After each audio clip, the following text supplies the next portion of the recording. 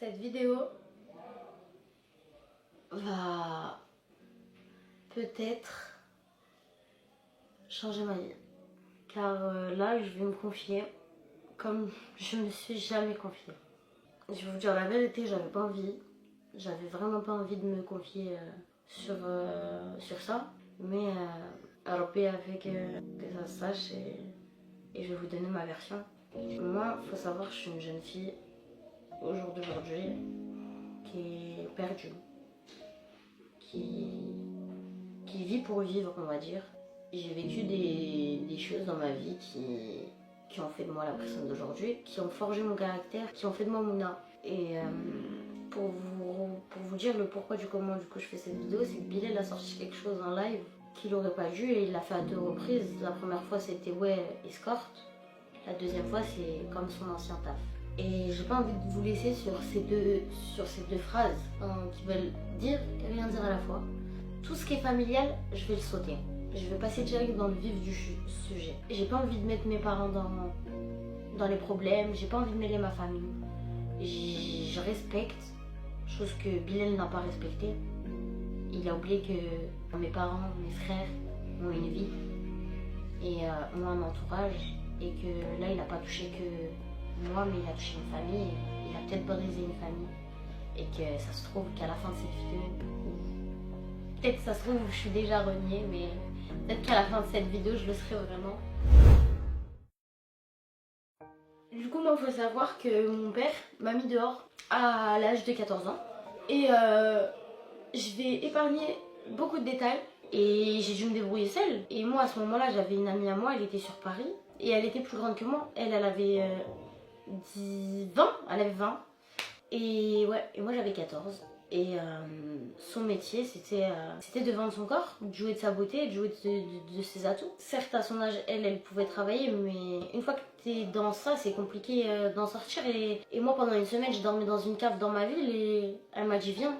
Elle m'a dit Mouna viens, tu vas pas rester toute ta vie dehors. De là j'ai fraudé le train, je suis arrivée à Paris, 16e arrondissement, appartement et tout. Bam, premier client, deuxième client, troisième client, quatrième client, 5e, 6e, 7e, 8e. Tu vois pas la suite. De là, t'apprends vite les tarifs. 10 minutes 50, 30 minutes 150, 1 heure 350. Il y a les suppléments. Je vais vous expliquer un peu le but. Bon, c'était...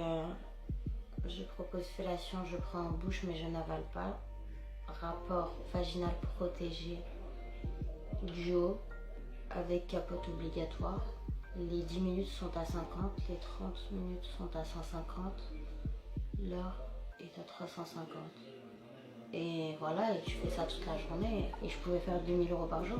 Et à 14 ans, quand tu fais 2000 € par jour, tu oublies tout en fait. Et j'avais même oublié que j'étais dans la galère. Je sais pas comment dire, j'étais dans la galère, mais j'avais oublié. J'ai commencé à fumer, j'ai commencé à boire, j'ai pris de la coke, j'ai pris de l'extra, j'ai pris pas mal de choses. Et au bout de 6 mois, ma mère elle m'appelle et moi je pensais qu'elle allait rentrer à la maison et tout. Et elle m'a appelé et elle m'a dit oui, ton frère il a perdu la tête et il s'est échappé à Paris et il s'est fait arrêter et il est en psychiatrie à Paris. Et je lui dis bah moi je suis à Paris. Je lui dis mais tu m'appelles que pour me dire ça et tout genre. Et en fait elle était en panique par rapport à mon frère et tout. Elle m'a dit ouais, elle m'a dit c'est pas à moi de t'appeler. Elle m'a dit c'est à toi de m'appeler. Mais moi, après tout ce que vous m'avez fait, je peux pas vous appeler comme ça, vous m'avez mis dehors. Vous avez mis votre fille dehors, vous l'avez pas appelée déjà pendant 6 mois et le jour où vous l'appelez, c'est pour lui demander ton frère si tu peux aller le voir et lui ramener des choses. Bah, j'ai pas refusé et du coup, de là, je suis allée dans le 9-4, on des habits, des trucs à mon frère et tout. Mais mon frère, je l'ai pas vu parce que du coup, il était en psychiatrie. En psychiatrie, tu peux pas voir la personne quand elle vient de se faire interner. 2 semaines après ou quoi, j'ai fait des ballons et j'ai appelé ma mère. Et j'ai dit, tu penses, tu peux revenir à la maison et tout et tout. Et elle m'avait dit, vois en gros avec ton père et tout. J'ai dit, ouais, mais moi je veux pas, genre en gros, toi, vois avec lui. Et moi, après, en fait, faut savoir que ma pote avec qui j'étais, elle avait personne pour l'épauler, rien. Et moi, j'ai pris une grande affinité avec elle. Vraiment, c'était devenu ma grande sœur. Et je pouvais pas la laisser comme ça.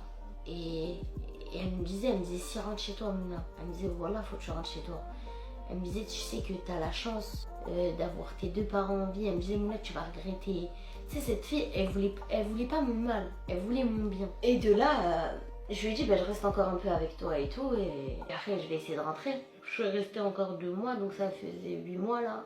Ça faisait 8 mois, je suis rentrée chez moi. Mon frère, il s'était fait transférer dans ma ville, de la psychiatrie à ma ville. Mais il faut savoir que pendant les 2 mois, je ramenais des clopes, tout ça, nanana et tout, à mon frère à l'hôpital. Je suis rentrée chez moi, mais l'ambiance, elle était bizarre.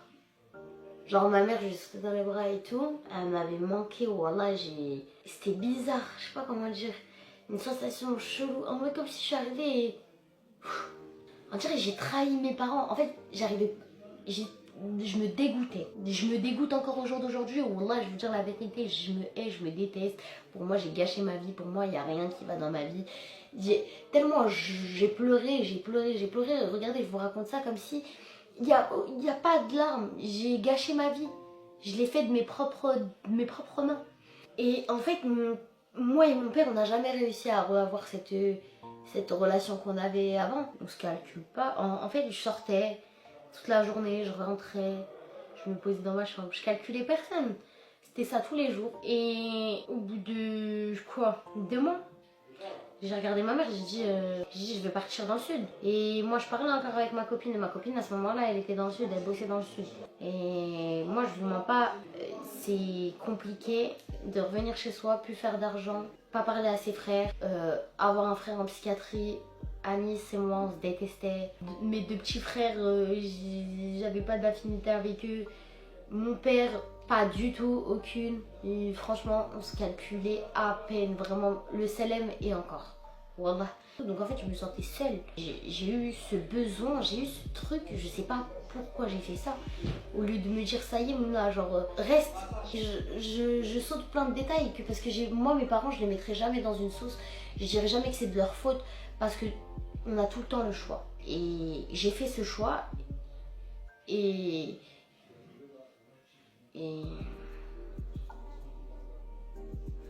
Attendez, je fais une pause. Attendez.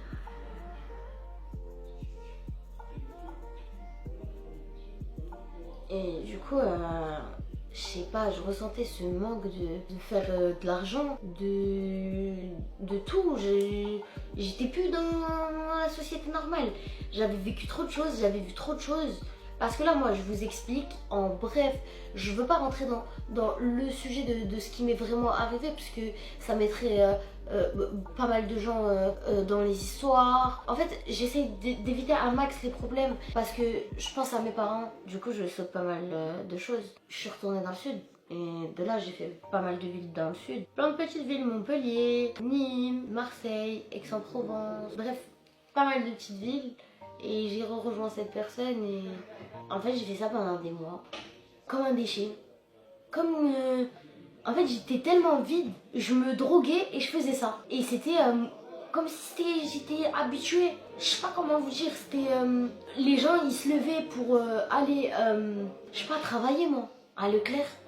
Et moi je me levais pour Hachek, regarder un vieux de 60 ans me faire l'amour. C'est même pas l'amour, c'est... tout, voilà. Et je vous le dis, sans larmes, vous dites, elle est tarée. J'en suis sûre que vous devez vous dire, même moi je sais pas comment je fais pour pas pleurer. J'ai l'impression que c'est nerveux, je suis stressée, je sais pas comment vous dire. Et j'ai fait ça et du jour au lendemain, un jour je me suis regardée, je me suis dit, tu peux pas faire ça.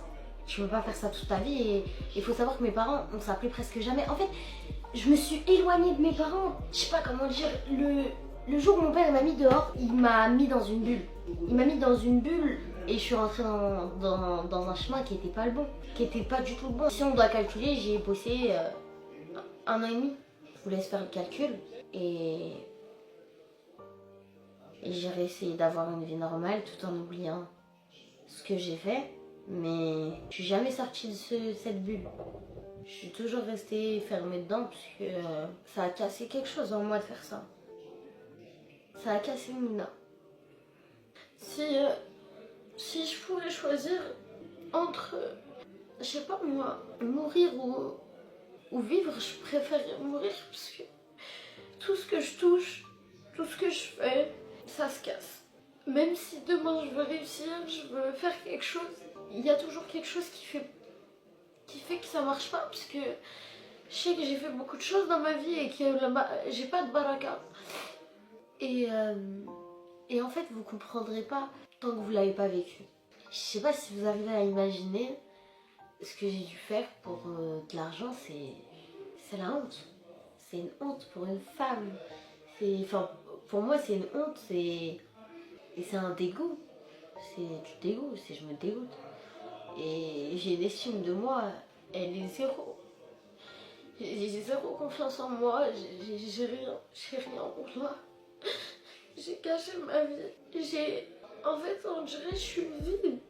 Wallah, on dirait que je parle aux gens. Juste pour leur parler, j'ai plus de discussions dans ma tête que dans la vraie vie. Je parle plus à mon cerveau qu'aux gens. Je suis dans une bulle. Ça m'a cassé, wallah, ça m'a brisé. Et quand je vois les gens, ils s'en servent pour m'atteindre, pour me blesser, je me dis ouais. Je me dis ça me touche. Parce qu'ils se mettent pas à ma place. Et j'ai jamais voulu en parler parce que je veux pas faire de peine aux gens. Et je sais que là, les gens, ils vont voir d'un autre œil. Et on peut dire, Bilal, ce soir, t'as gâché ma vie. J'ai plus rien à dire. Merci d'avoir regardé cette vidéo. Je vais vous laisser sur ça. Même si je sais pas trop m'exprimer et j'ai sauté beaucoup de choses et j'ai essayé de vous raconter comme j'ai pu. Merci à vous et je fais des gros bisous à ma famille, à mon entourage et désolée. Et je vous fais des gros bisous et j'espère que vous me pardonnerez un jour. Bisous.